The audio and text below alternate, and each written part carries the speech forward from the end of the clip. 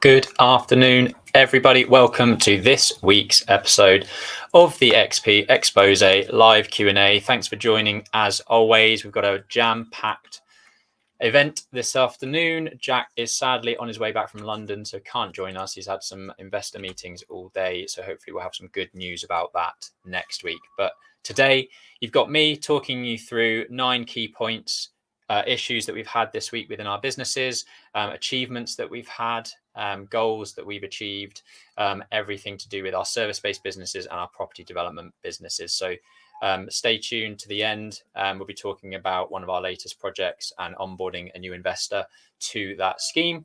And we're here to answer questions for you. So if you've got any questions that you are struggling with your business at the moment, drop them in the comments below and we can answer them at the end of this video. I don't have any questions lined up, so if you do have anything, please do drop them in the comments below. So today is the 15th of September. It's Friday afternoon. It's nice and sunny outside. Hope you've all had a good week. And today we're going to be talking about some of the funding challenges that we're having on one of our biggest schemes to date and how you really should be pushing back on lenders and querying as much as you possibly can. We're going to be giving you an update on the £10 million investment raise that we are currently actively searching for. We've got a new office tenant at the business box. There's a special announcement for architects and property developers, so stay tuned for that one. I'm going to be talking about how much we've raised for our charity kayak, which we did on Saturday. And it's staggering how much we have raised. I'm very thankful for that. I'm going to be talking through how the day went. Hopefully, and I haven't checked my emails, but we had an email this morning from the planning officer to say that it's been recommended for approval and that we should have the decision notice shortly. I don't want to hold my breath until that actually comes in, but we apparently have planning approval for our project in West Drayton, and I'm going to talk through that scheme in a little bit of detail. Yesterday, I had a 12-month reset. So I do business coaching with my architectural practice or architecture and interiors. And because the year end of ours ends on the 31st of July, every year we'll do a 12-month reset on our goals, looking forward about what we want to achieve. And I'm going to be talking you through the structure that we go through to help solidify that on a single page. There's loads of new podcasts lined up. And finally, I'll be talking about £600,000 worth of new investor funding that we've just onboarded into one of our schemes. So here we go. So I'm going to start with something that I'm hoping some of you guys can help with, or give some insight into how you've found the current development finance and bridging finance market. We've had quite a few challenges with some of our schemes lately, getting them over the line. And I just wanted to share the offered terms versus what is now being offered to us later, 3 months down the line. So this is one of our schemes in London. We were told that we would get a net day one of just under £1.6 million. We were told that the lender could lend less than 100% of build costs because we didn't need about 200 grand of the build cost because we were bringing in enough equity to cover everything that we need to do. So the works development facility was about 1.6 million. And we got a net day of 1.6 million pounds, just under, which meant that our equity that we needed to bring into the scheme was just under 1.2 million pounds. Fine, happy days. Now, roll on 3 months. They've reneged on the development facility. They want to and are forcing us to borrow 1.8 million pounds of the works costs, which means that 1.8 million pounds is factored into the gross loan. They will deduct the interest for that extra 200 grand off the net loan, which reduces our net day one even more. And effectively where we've ended up is needing an extra £350,000 of extra equity to go into this deal. So we are now having further conversations with our investment partners, talking to potential mezzanine funding lenders to try and plug that gap into this scheme. Not really where we want to be. It's the sort of thing where now we're actively looking at potentially some other lenders that could jump in last minute, which ideally we don't want to do because it means potentially new valuations, new monitoring survey reports, new legal costs, and ideally we won't do it. But we feel like we've kicked around a little bit. We've pushed back as much as we can. I know Jack's been on their case a lot, trying to get this net day one up so that our equity input is far less. But yeah, challenging banks is something that we're very used to doing. And what I would say is that we've probably had 4 or 5 agreement in principles or term sheets come through for this, where we've said, well, what if we did this? What if we lowered the time frame of the loan? What if we did something else to get our net day one up? So they've gone back to credit, they've come back with terms, and there's been a lot of pushing and pulling. And I guess the advice on this is to make sure that you are doing that and you're challenging what's put in front of you and ask good questions to try and get to where you closer to where you want to be. And not a lot of people I see do that. They sort of get the term sheet, just agree or accept that that's what the bank will end, rather than challenging and pushing back. The other challenge that we've had with one of our banks at the moment is actually a refinance onto a long-term commercial product. And then the lender came back and said, can you help clarify the following valuation issues? Our policy is to lend against finished articles, and lending is based against the lower of the market and passing rent. Now, when we read this, we were a little bit taken aback because they'd already lowered our valuation from the £3.4 million valuation that was RICS certified to £3.18 million because they were taking and assuming vacant possession. So why the hell does it matter what the current passing rent or market rent is, because they're taking vacant possession on their valuation anyway? So it sounded like they wanted to have their cake and eat it. And we've pushed back on this to question why the hell they need to factor in any of the rents when they're actually taking vacant possession on the valuation. So we went back with a series of comments and rebuttals. The existing current rent, so there's 2 units that we haven't finished yet, 2 units of the 14. We haven't quite finished them yet, but they will be tenanted within about a month's time. Now, what we said is the existing rental income from the remaining 12 has a 125% service cover on their mortgage payments. So why are they worried? They're already taking vacant possession value. We're already servicing the debt by 125% with the existing rental income. So what's the faff?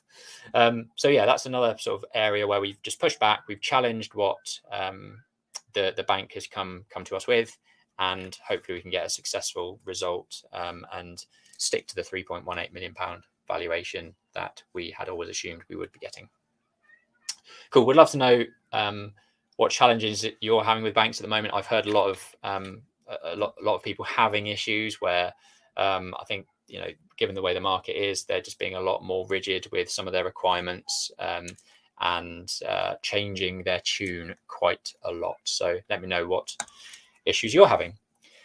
An update on our £10 million investment raise. So if you haven't been kept up to date with what we're trying to do here, episode 30, the road to £10 million, goes into this in a lot more detail. But effectively, instead of going to individual investors, which we've been doing for the last 5 years, having lots of coffees, lots of meetings, to raise 500 grand, £1 million, 600 grand, 800 grand, and having relationships with multiple investors, we are now looking to effectively go to a family office, high net worth individual, someone that has slightly deeper pockets and is willing to invest more in a longer term strategy with us, where that £10 million is deployed into various different areas that we invest in. So securitized income from social housing, development projects which have a much higher return, and then high yielding HMO shared housing that we invest in as well. So the sort of supported living is a sort of lower risk, lower return, 5 to 7% return. Development projects, our average IRR over the last 5 years is something like 61%. And then you've got the HMO portfolio where you might get 8 to 15% on your money. So blended across all of those different avenues, we think is a great sort of diversification of risk and should satisfy kind of people's different investment profiles. So if you're interested in discussing that further with us, take a look at episode 13. Drop an email to info@xpproperty.co.uk and we can send you the investment deck for that. We sent it to one of our existing investors. He said, looks pretty impressive to me. What sort of initial feedback have you had?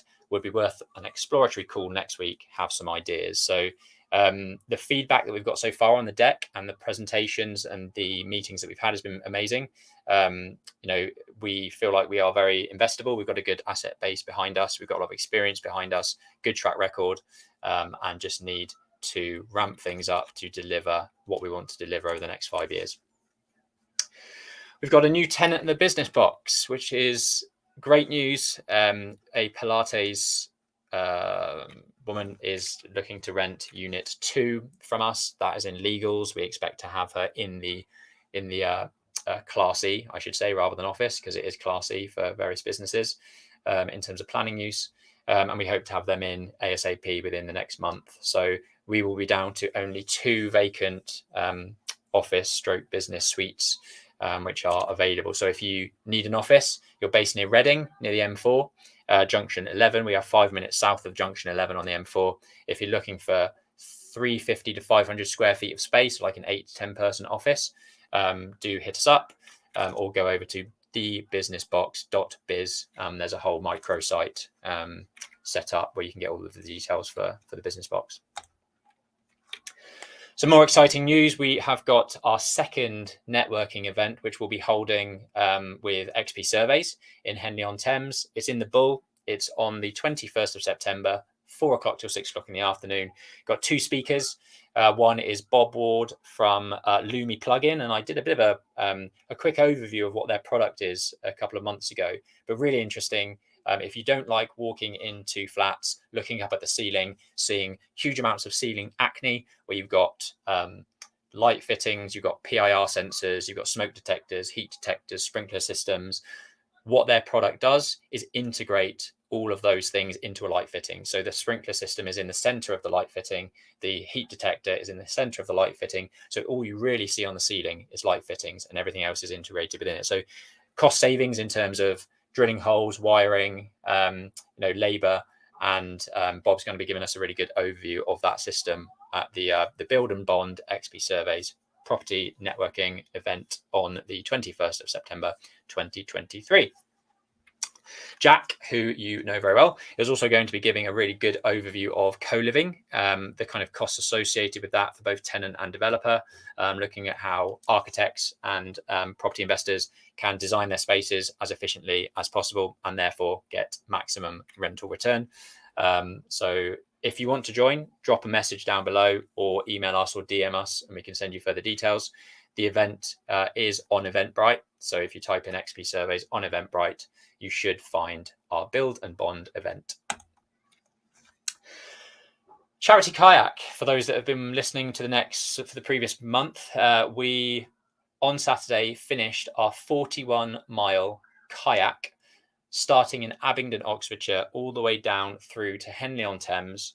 And we have so far raised, and annoyingly, £2 less than £8,000. So really keen to get over that £8,000 mark. If you're listening to this, head over to Just Giving, where we have our XP property page for the team kayak in aid of mind, for better health, better mental health.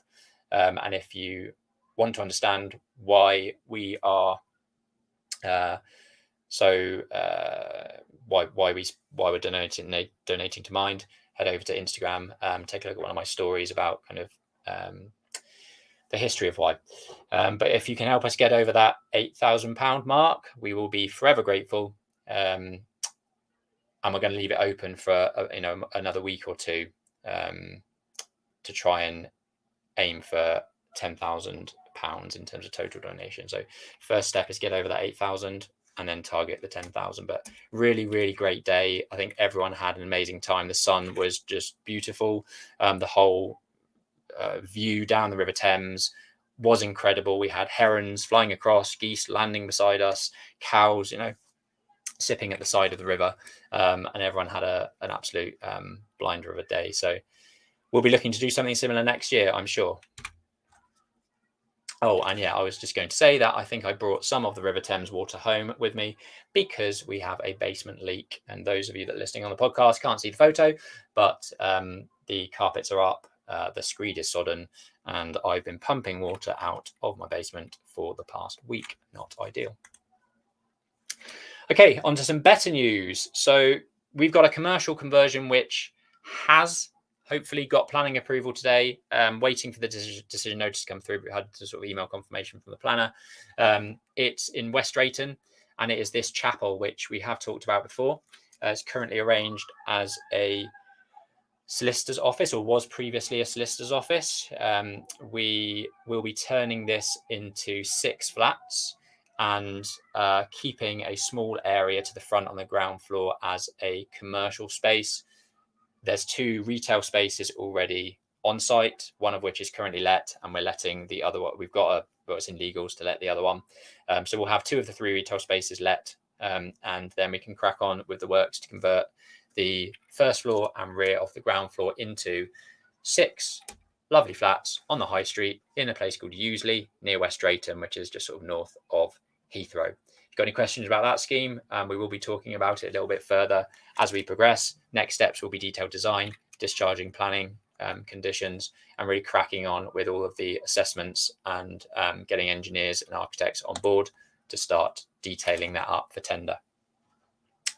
Okay, I wanted to touch on business goals, what you do, how you strategize, how you set yourself up for success for your various businesses. Now, whether this is a service-based business or a property investment business, property development business, everyone should be setting some clear goals for their year.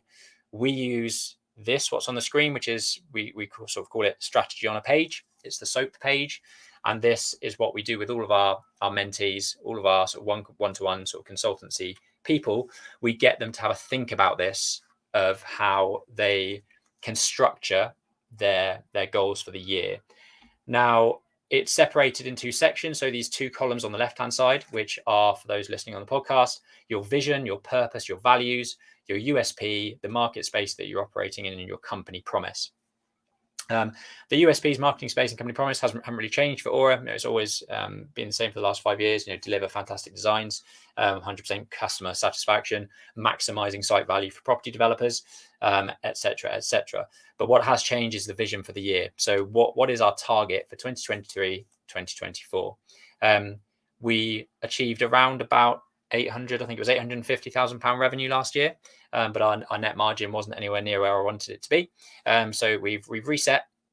We are looking to hit £1.1 million revenue next year, which is about 20% growth, and we want to hit 20% net profit margin. To do that, we probably need 85 projects, and our team structure is something that we will discuss as part of this kind of SOAP strategy day. So if we need to hit £1.1 million revenue, how much money do we need to be bringing in every month? How many projects do we therefore need to be doing? I.e., we know our lifetime, our client value or cost or revenue per client is around about £13,000.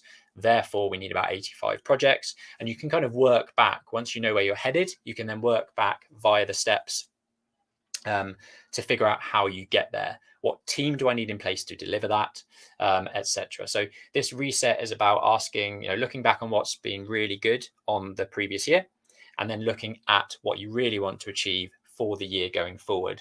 So the left-hand side I mentioned was the vision, the purpose, the values, USP, market space, company promise. And then on the right-hand side, there's 3 columns. The first column on the left is the 12-monthly goals. So 12-month BGIs or KPIs. So that's the key criteria that you're looking to achieve. And then you've got the strategy, the key actions that you need to take to achieve those KPIs. Second column is quarterly. So breaking that 12-month down to a 3-month sort of target. So what KPIs do I need to achieve in the next quarter? And then what strategy am I going to put in place to achieve those? Final column on the right-hand side is the key BGIs for the next month. So what is going to drive your business forward fastest, the most in the next month? What targets do I need to hit? How am I going to action those? And this is what the strategy on a page kind of helps us do and formulate. If you want a copy of kind of this, drop a comment below. I'd also really love to know what your business goals are for the next year. We're quite open and transparent. I'm quite open and transparent. I don't mind sharing these sorts of targets. Hopefully we're all celebrating next year that we've hit these, but it's tough. Business is really tough. There's lots of things that get in the way. If I can achieve these figures, I will be absolutely, I'll be super happy. So wish me luck, but that's the SOAP strategy on a page process. If you're interested in sort of one-to-one consultancy or business mentorship, it is something that XP Property, Jack and I love doing with people. If you're interested in that, do drop a comment below or DM us or drop us an email. If you're listening on the podcast, you'll know all about the podcast. But if you are listening and watching it on YouTube, we do have a podcast called the Property Experts Podcast, and it's all across Spotify, Apple, Amazon Music, Castbox, all of the standard podcast players we are on. We're really starting to get traction now. You'll see on this graph in front of you, we're getting like 25 to 30 listens a day, which is insane. It's great. You know, we're on to, I think, episode 11, which has been launched. I've launched about 2 episodes this week. I think one has literally dropped 20 minutes ago, and I've got another 2 dropping over the weekend. What we're doing is packaging up these YouTube videos into the audio format. A lot of people that we spoke to said, look, I'd love to join your live at 5 on YouTube, on LinkedIn, on Facebook, but I'm just too busy. I'm traveling home from work. I'm picking up the kids, whatever. So having these YouTube lives onto an audio format is absolutely perfect. You can get to choose when you listen to them. Don't forget to sort of follow and subscribe on the various platforms so that you're notified when a new episode does drop. But we are catching up. So the idea is that we're now on episode 34 of the Live at 5. I've launched up to episode, I think, 15, or it will be 15 by next week. And I've got another 5 being edited in the background, so we'll be up to 20. So we're sort of almost halfway there now in terms of catching up. The view is that once we've done these Friday lives and I've hit the end stream button, the audio goes straight over to our audio editor. Within a day, we have that edited. We have it up live across the audio podcast platforms so that it's all tied up together in sort of real time, because I understand episode 15 of the podcast is going to be talking about things that is probably 4 months old now. So things have progressed. So we want to keep things live and current. And that is the process that we will get to once we've backdated all of the previous YouTube lives. On to point number 9, which is £600,000 worth of investment secured for our next project. This was a very welcomed introduction from one of our network, from our partners, saying that I've got some family friends who want to invest in property. I think you guys would be the perfect people to work with. We had dinner with them probably 2 weeks ago. I had a Zoom call on Monday with them to talk through the scheme in detail. And the day after, they said, yep, we're in, let's move things forward on a joint venture basis. And away we go. And yeah, that may seem quick. And if raising £600,000 in effectively 2 weeks sounds quite scary, that's kind of 5 years worth of profile raising, of track record, of proving that we're capable of delivering these types of schemes and building our network. And, you know, you have to start somewhere, right? You know, our first investment was a lot less than that. But now we are in the realms of the 600 grand, the 1.2 million pounds. You know, we're going for that 10 million pound raise, which I spoke about earlier. So that doesn't come overnight. But we've built systems and processes to kind of help get our information across, get our track record across. And if you want access to that investment deck and some of our other templates that we've used and we share on these types of video calls, there will be a link below. And in fact, I might do that now. If I can copy paste that link down into the comments, you can request the information, the templates, the investment decks below via that link. And if you've got any questions off the back of that, do let us know. Raising finance is tough. We always are actively both looking for investment, and we're both looking for pipelining and new projects, because they both kind of go hand in hand. We've been asked numerous times, and there is a YouTube video on our video database of, effectively what comes first, chicken or the egg. Is it deal or investment? And the reality is you have to go and continuously find both at the same time. So if you've got any feedback about how you found the investment market, what questions you're being asked by your investors, what type of risk appetite they're now kind of they're looking at, we'd love to know an insight from what you're finding out in the market by commenting below. Q&A. So like I mentioned at the start, I don't have any actual questions from you guys to answer today.